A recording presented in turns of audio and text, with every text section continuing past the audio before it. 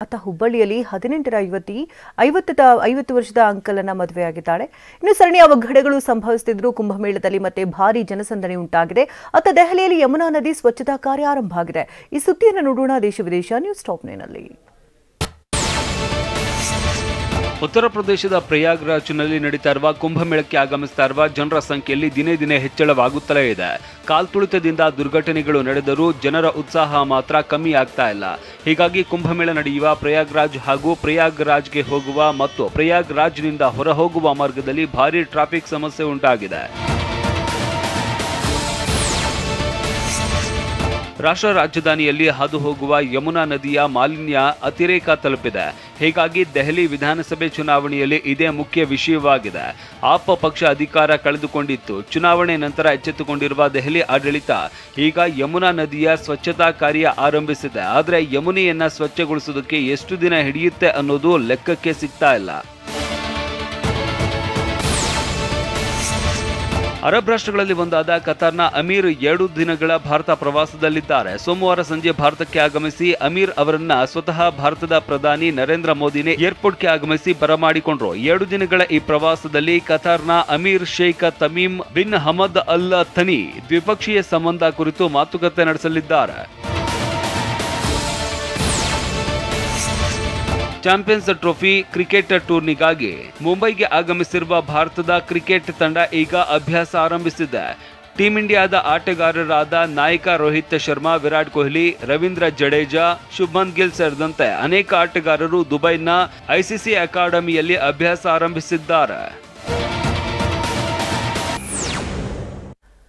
Champions trophy ಆರಂಭಕ್ಕೂ ಮುನ್ನ wicket keeper Rishabh Pant ಗಾಯಗೊಂಡಿದ್ದಾರೆ. ಇನ್ನು ಬಿಸಿಸಿಐ ಷರತ್ತು ಕೊಹ್ಲಿಗೆ ಸಂಕಷ್ಟವನ್ನ ತಂದಿಟ್ಟಿದೆ.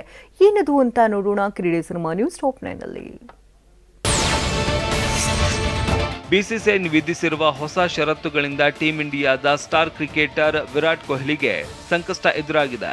ವೈಯಕ್ತಿಕ ಅಡುಗೆ ಸಿಬ್ಬಂದಿಯನ್ನ ದುಬೈಗೆ ಕರೆದೊಯ್ಯೋದಕ್ಕೆ ಬಿಸಿಸಿಐ ನಿರಾಕರಿಸಿದೆ. ಹೀಗಾಗಿ ಕೊಹ್ಲಿ ತಮ್ಮ ಜೊತೆ ಅಡುಗೆ ಅವರನ್ನ ಕರೆದುಕೊಂಡು ಹೋಗಿಲ್ಲ.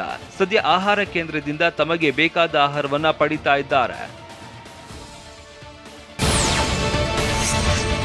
ನಾಳೆಯಿಂದ ಐಸಿಸಿ ಚಾಂಪಿಯನ್ಸ್ ಟ್ರೋಫಿ ಆರಂಭವಾಗಲಿದೆ. ದುಬೈನಲ್ಲಿ ಬಿರು ಬಿಸಿಲಿನಲ್ಲೂ ಲೆಕ್ಕಿಸದೆ ಟೀಂ ಇಂಡಿಯಾ ಆಟಗಾರರು ಅಭ್ಯಾಸ ನಡೆಸಿದ್ದಾರೆ. ಗೌತಮ್ ಗಂಭೀರ್ ನಾಯಕತ್ವದಲ್ಲಿ ಬ್ಯಾಟಿಂಗ್ ಹಾಗೂ ಬೌಲಿಂಗ್ ಪ್ರಾಕ್ಟೀಸ್ ಮಾಡಿದ್ದಾರೆ. ಭಾರತ ತಂಡ ಈ ಬಾರಿ ಪ್ರಶಸ್ತಿ ಗೆಲ್ಲುವ ನೆಚ್ಚಿನ ತಂಡ ಎನಿಸಿದ್ದು ಗುರುವಾರ ಬಾಂಗ್ಲಾದೇಶ ಎದುರು ಗೆಲುವಿನ ನಿರೀಕ್ಷೆಯಲ್ಲಿದೆ.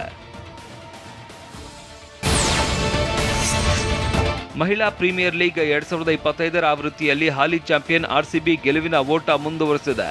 ಮೊದಲ ಪಂದ್ಯದಲ್ಲಿ 207 ರನ್ಗಳನ್ನ ಚೇಸ್ ಮಾಡಿ ಗೆದ್ದಿದ್ದ ಸ್ಮೃತಿ ಮಂಧಾನ ಪಡೆ ನಿನ್ನೆ ನಡೆದ ಪಂದ್ಯದಲ್ಲಿ ಬಲಿಷ್ಠ ಡೆಲ್ಲಿ ಕ್ಯಾಪಿಟಲ್ಸ್ ವಿರುದ್ಧ 8 ವಿಕೆಟ್ಗಳ ಭರ್ಜರಿ ಗೆಲುವು ಸಾಧಿಸಿದೆ.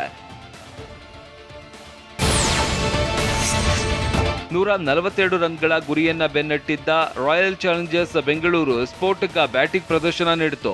ನಾಯಕಿ ಸ್ಮೃತಿ ಮಂಧಾನ ಮತ್ತು ಡೇನಿಯಲ್ ವ್ಯಾಟ್ ಹ್ಯಾಡ್ಜ್ ಮೊದಲ ಓವರ್ನಿಂದಲೇ ಅಬ್ಬರಿಸಿದ್ರು. ಈ ಜೋಡಿ ಮೊದಲ ವಿಕೆಟ್ಗೆ 10.5 ಓವರ್ಗಳಲ್ಲಿ 107 ರನ್ ಕಲೆ ಹಾಕಿ ಆರ್ಸಿಬಿ ಗೆಲುವನ್ನ ಖಚಿತಪಡಿಸಿದ್ರು. ಐಸಿಸಿ ಚಾಂಪಿಯನ್ಸ್ ಟ್ರೋಫಿ ಟೂರ್ನಿ ನಾಳೆಯಿಂದ ಆರಂಭವಾಗ್ತಾ ಇದೆ. ಪಾಕಿಸ್ತಾನ ಈ ಟೂರ್ನಿಮೆಂಟ್ ಆಯೋಜಿಸ್ತಾ ಇದ್ದು ಭಾರತ ತಂಡದ ಪಂದ್ಯಗಳು ದುಬೈನಲ್ಲಿ ನಡೆಯಲಿವೆ. ಟೀಂ ಇಂಡಿಯಾ ಸೆಣಸಾಟಕ್ಕೆ ಸಜ್ಜಾಗಿದ್ದು ಇದೀಗ ಹೊಸ ಜರ್ಸಿ ತೊಟ್ಟು ಫೋಟೋಗೆ ಪೋಸ್ ಕೊಟ್ಟಿದ್ದಾರೆ. ಐಸಿಸಿ ಚಾಂಪಿಯನ್ಸ್ ಟ್ರೋಫಿಗಾಗಿ ಬಿಸಿಸಿಐ ಈ ಜರ್ಸಿ ಲಾಂಚ್ ಮಾಡಿದೆ.